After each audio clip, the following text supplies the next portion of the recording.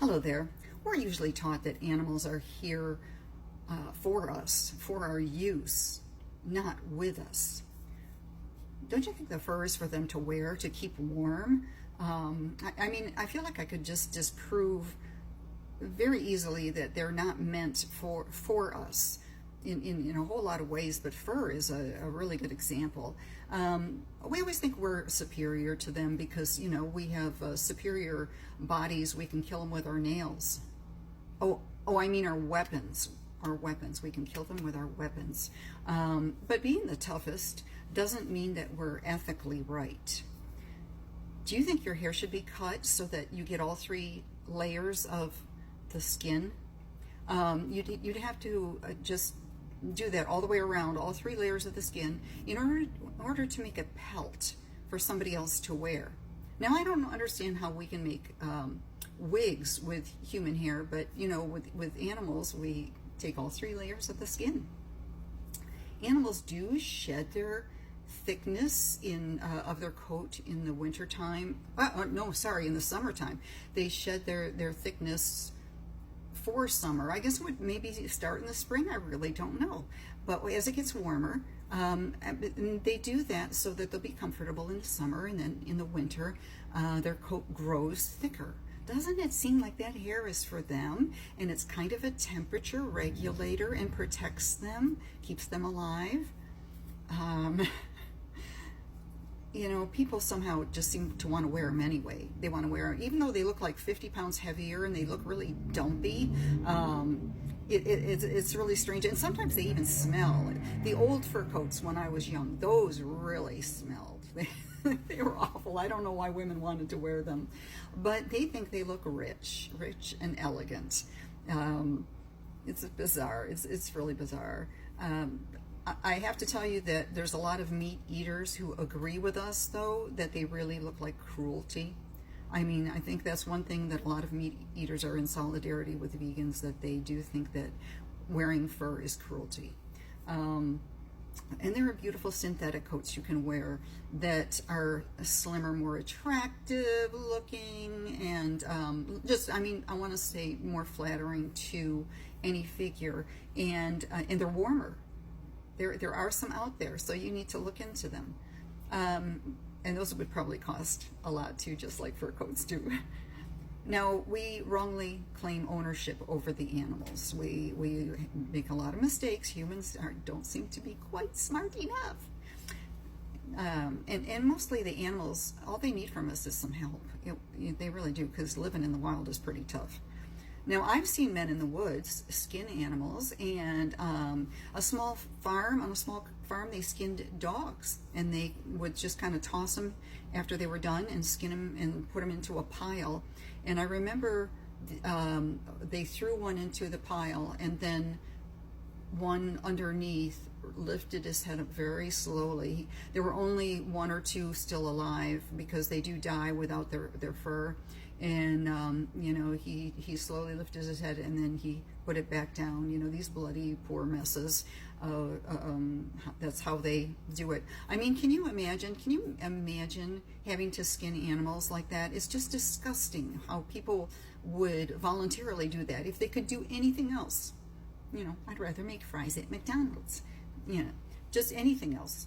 But anyway, yeah, there's people who do it. They pretty desensitized, I'd say. And I saw it, and what they do is they'll take the animal, usually it's a fox or a coyote or something like that, and they'll smush it down with their boot against its head. It's like laying like this on the ground, and then they'll lift it up. Usually there's two people there, and one might lift it up while the other one starts on the face and starts scraping those three layers off, because that's the only the amount of layers of your skin. So that they scrape it off, and they go all the way down so they can get it in one big pelt. And usually the animal, they beat it first, and it's quite often alive, and they want it alive because the skin is warmer, so it's easier to take the skin off. So they are skinning them alive out in the woods. They used to always do that on fur farms too. Now, not so much, because they've discovered anal electrocution.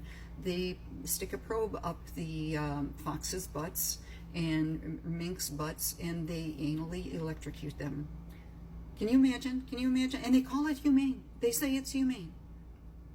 They're killers. They're killers. I can't say they're murderers, because you will all go, oh, no, they're not murderers. Only humans get murdered because we have souls and they don't. The animals don't, you see. Yeah, find your soul center. Tell me exactly where it is, okay? Tell me exactly where it is. They've never found it. Doctors have never found it. I'm not sure why, but I'm sure you know. But anyway, so I have no idea where I am talking on this now. I just went all over the place. Oh yeah, but do you think that's like on fur farms? They're in little cages. Minks are in little cages, and same with foxes and whatever they're doing, and they never get to run. They never get to play. Have you ever seen like cows doing zoomies and pigs doing zoomies? And there's so much like dogs and their little tails a wag and everything. It's like they are not supposed to be in little cages. They're supposed to be out running and being free and just living their own lives. So it's like when they say this is humane to have them on fur farms. No, not at all. Not the slightest. Plus, that kind of stuff increases pandemics, but that's another subject. Where do I want to just kind of checking where I am again. I just keep getting ahead of myself and all kinds of things. Oh gosh, I'm almost through with this thing. But anyway, no one should be proud of watching factory farms and slaughterhouses while eating a bucket of KFC.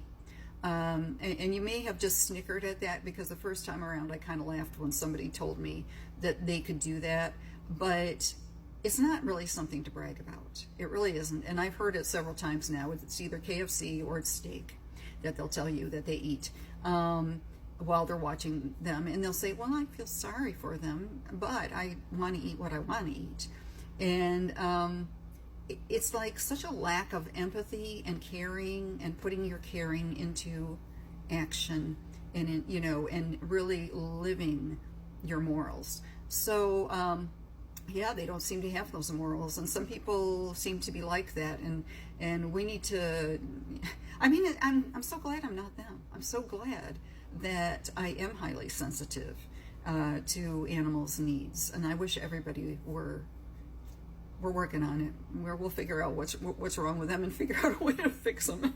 But anyway, don't you think that an animal's fur would come with a zipper if God wanted you to wear it? Like, just it could be the same size as you, and they just zip it off and give it to you, or something like that. Or a onesie, a snap off onesie, or some Velcro or something, right?